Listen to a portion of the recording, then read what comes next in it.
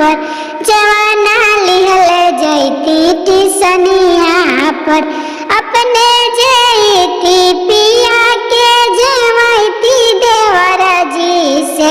पुड़िया चलवैती देवरा जी से जब हम जनती पिया मोरे अहिए टिसनिया पर करवा लिहल जैती टिसनिया पर अपने जे बैठती पिया के बैठती देवरा जी से गड़िया चलवैती देवरा जी से करवा चलवैती देवरा जी से।